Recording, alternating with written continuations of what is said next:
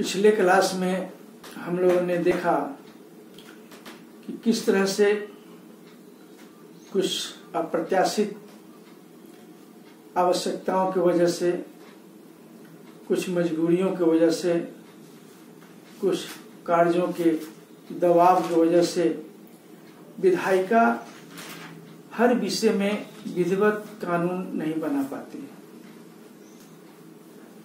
समय का अभाव रहता है, बहुत सारी बातें होती हैं। इस तरह बहुत सारे ऐसे विषय होते हैं जिन पर विधिवत विधि निर्माण करने का कार्य विधायिका द्वारा संपन्न नहीं हो पाता है।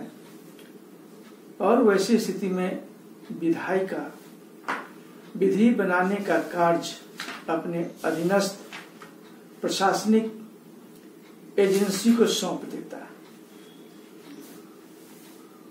विधायिका जब स्वयं विधि का निर्माण न कर और विधि निर्माण का दायित्व, विधि निर्माण की शक्ति जब अपने अधीनस्थ कार्यपालकीय इकाइयों पर, संगठनों पर सौंपती है और वो जब कानून बनाते हैं तो उसे हम डेलीगेटेड लेजिस्लेशन कहते हैं।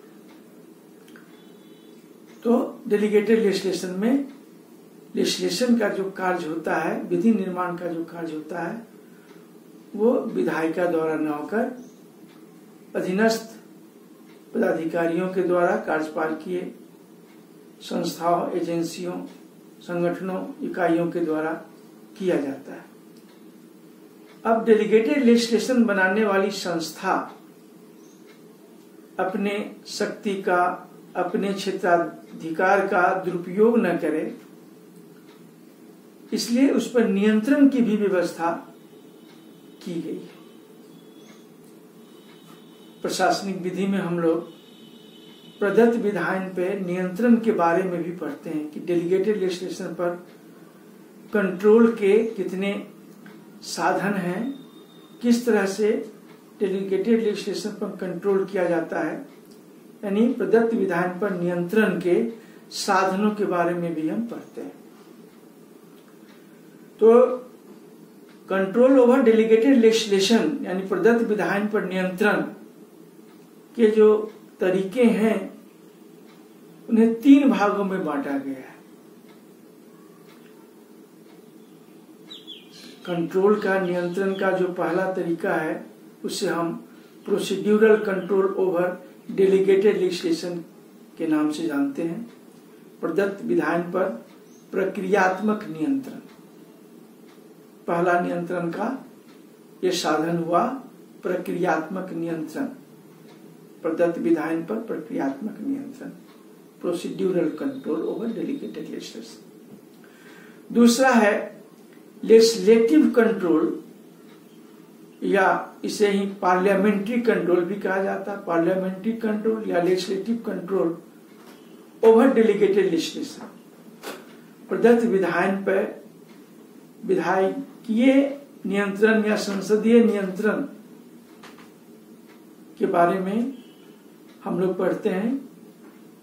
इस तरह से प्रदत्त विधान पर, डेलीगेटेड लेजिस्लेशन पर विधायिका, संसद भी नियंत्रण स्थापित करती है, नियंत्रण रखती है। और तीसरा नियंत्रण का साधन है, तीसरा तरीका है नियंत्रण का, जिसे हम लोग judicial control over delegated legislation के नाम से जानते हैं।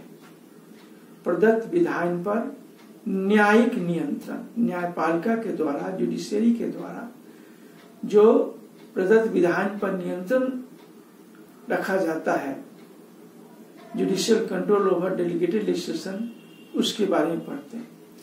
तो डेलीगेटेड लेजिस्लेशन पर जो डिफरेंट कंट्रोल के मेथड्स हैं वो 3 प्रकार के हुए।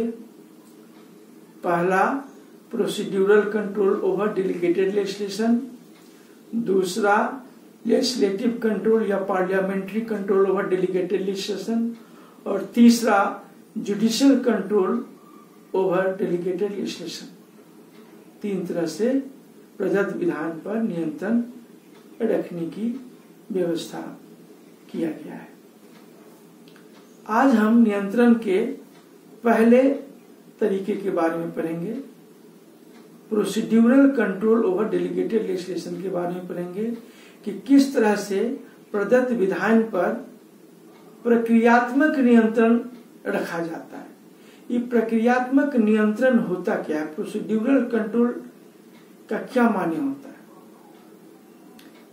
जब लेजिस्लेशन का कार्य करने वाला पार्लियामेंट या विधानसभा जो भी लेजिस्लेटिव बॉडी हो, तो जब law making power administrative agency को डेलीगेट करती है तो कुछ प्रक्रियाओं को अनिवार्य बना देती है। ये उन्हें मार्गदर्शन दिया जाता है, उन्हें आदेश दिया जाता है, उनके लिए मैंडेटरी बना दिया जाता है कि प्रदत्त विधान का कार्य करते समय इन सभी बातों का पालन किया जाना चाहिए। इन प्रक्रियाओं का पालन करते हुए ही कानून बनाया जाना चाहिए। ये direction legislative agency administrative body को देती है जब वो लॉ मेकिंग पावर डेलीगेट करती है। तो प्रोसीड्यूरल कंट्रोल के कई एक रूप हैं, कई एक भेद हैं। पहला प्रोसीड्यूरल कंट्रोल के अंतर्गत आता है consultation with the affected party. जो प्रदत्त विधान से प्रभावित होने वाले पक्षकार हैं, जिन लोगों पर प्रदत्त विधान का प्रभाव पड़ने वाला है, जिस क्षेत्र के लोगों पर, जिस व्यवसाय के लोगों पर उस प्रदत्त विधान का प्रभाव पड़ने वाला है, उनसे परामर्श लेने की बात प्रदत्त विधान का पावर जब डेलीगेट किया जाता है तो लेजिस्लेटिव बॉडी ये प्रोसीड्यूरल डायरेक्शन उन्हें दे देता है एडमिनिस्ट्रेटिव एजेंसी को। प्रोफेसर गिब्स ने तो यहां तक कहा है कि अगर प्रदत्त विधान को सफल बनाना है तो यह आवश्यक है कि जो प्रभावित पक्षकार हैं, जिनका हित इससे प्रभावित होने वाला है, उनसे सलाह लें, मशविरा करें, उनके बातों को, उनकी आवश्यकताओं को, उनकी जरूरतों को, उनकी मांगों को सुनने के बाद ही विधि का निर्माण किया जाए। लोक हित में न्याय संगत विधि का निर्माण उसी स्थिति में संभव है जब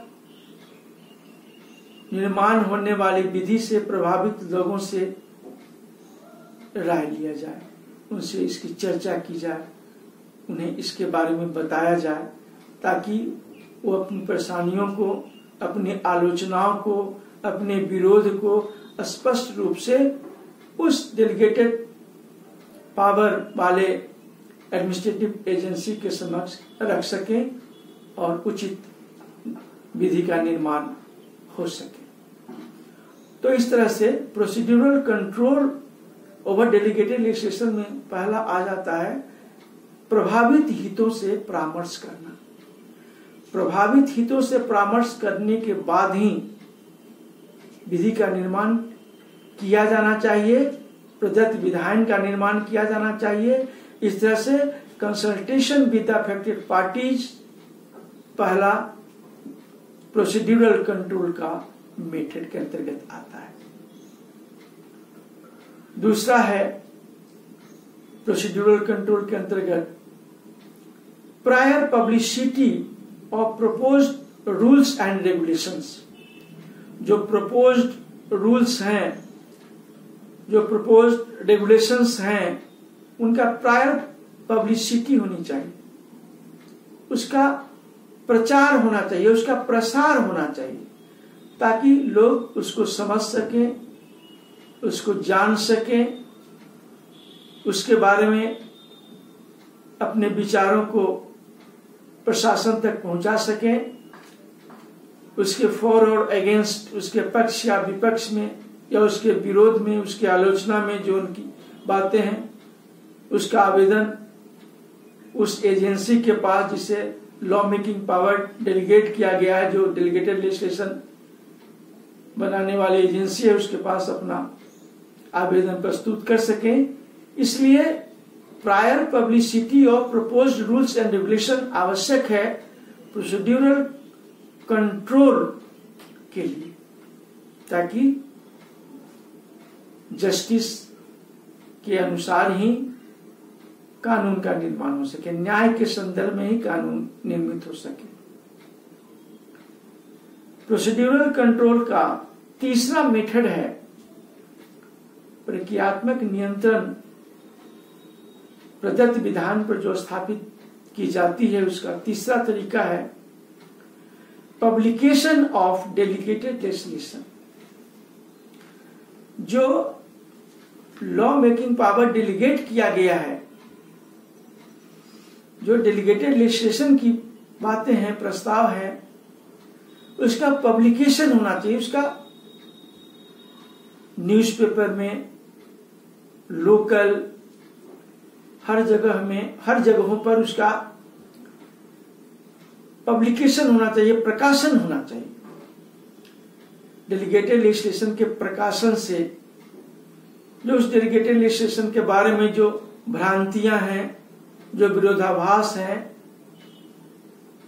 जो तरह तरह की बातें हो रही हैं, जो गलतफहमियां हैं, वो दूर हो सके, इसलिए उसका पब्लिकेशन आवश्यक बनाया जाता है। भारत में भी गजट में डेलीगेटेड लेजिस्लेशन के संबंध में पब्लिकेशन की व्यवस्था है।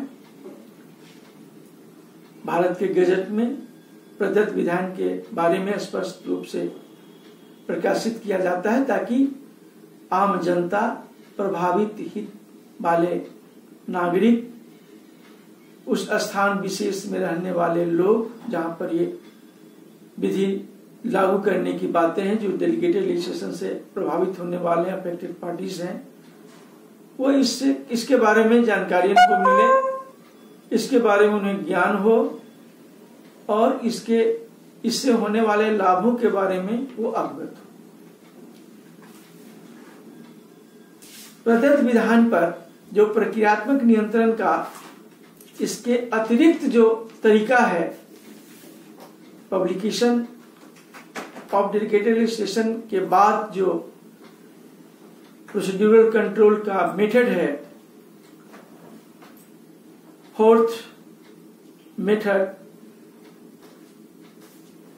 Of procedural control over delegated legislation, वो है law making agency should be identifiable and reasonable. Law making agency should be identifiable and reasonable.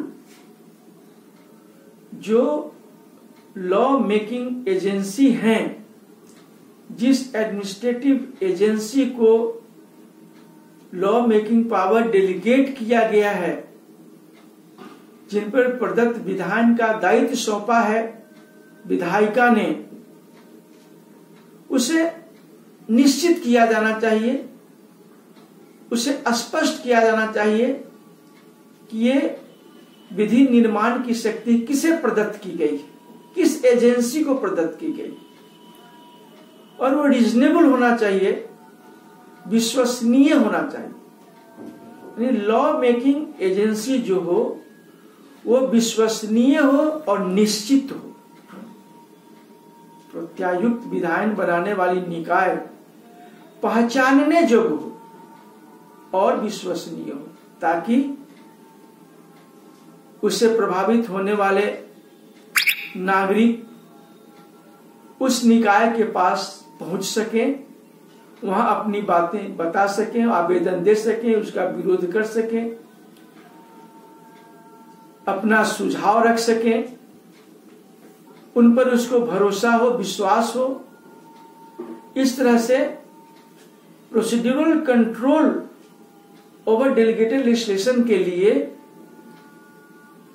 Law making agency को प्रायोजित विधान बनाने वाले निकाय को पहचानने योग्य और विश्वसनीय होना चाहिए। Law making agency should be identifiable and reasonable. Next है, लास्ट है, procedural control over delegated legislation का जो अंतिम तरीका है वो है the power and the jurisdiction of the law making agency must be mention in delegated legislation act. The power and jurisdiction of the making agency must be mention in delegated legislation act. यानी प्रत्यायोजित विधान बनाने वाली जो संस्था है, उस संस्था के लिए उसको दी जाने वाली शक्ति, दी गई शक्ति और दिया गया क्षेत्राधिकार प्रत्यायोजित विधान अधिनियम में निश्चित किया जाना चाहिए। उस एडमिनिस्ट्रेटिव एजेंसी को, उस प्रशासनिक इकाई को जिसे प्रत्यायोजित विधान की शक्ति प्रदत्त की जा रही है, उसे इस संदर्भ में कितनी शक्तियां दी गई हैं, लॉ मेकिंग पावर कितना दिया गया है और किस क्षेत्र में वो विधि का निर्माण कर सकता है, विधि का निर्माण करने के लिए उसको कौन सा क्षेत्र मिला है, उसका क्षेत्राधिकार क्या है, यानी जुरिस्डिक्शन के बारे में और उसके पावर के बारे में उस डेलीगेटेड लेजिस्लेशन एक्ट में स्पष्ट होना चाहिए। यानी कि the power and jurisdiction of law making agency must be mention in delegated legislation act. प्रत्यायोजित विधान बनाने वाली संस्था के लिए शक्ति और क्षेत्राधिकार प्रत्यायोजित विधान अधिनियम में निश्चित किया जाना चाहिए, ताकि जो प्रशासनिक एजेंसी है जिसे डेलीगेटेड लेजिस्लेशन का शक्ति मिला है, जिसे लॉ मेकिंग पावर डेलीगेट किया गया है, वो अपने क्षेत्राधिकार का अतिक्रमण न करें और शक्ति का दुरुपयोग न करें। जनता को भी, आम लोगों को भी यह मालूम होना चाहिए, उस प्रत्यायोजित विधान अधिनियम के आधार पर आम नागरिकों को यह जानकारी होनी चाहिए कि कौन एजेंसी किस क्षेत्र में कहां तक कानून बनाने जा रही है, उसे कानून बनाने का कितना अधिकार मिला है, कितनी शक्ति मिली है और किस क्षेत्र में कानून का निर्माण करना है, उसका क्षेत्राधिकार क्या है, इसके बारे में आम नागरिकों को भी जानकारी होनी चाहिए और आम आदमी, आम नागरिक इसके बारे में उसी स्थिति में जान पाएंगे, उन्हें जानकारी हो पाएगी जब प्रत्यायोजित विधान अधिनियम में ये बात वर्णित होगा, ये बात स्पष्ट होगा।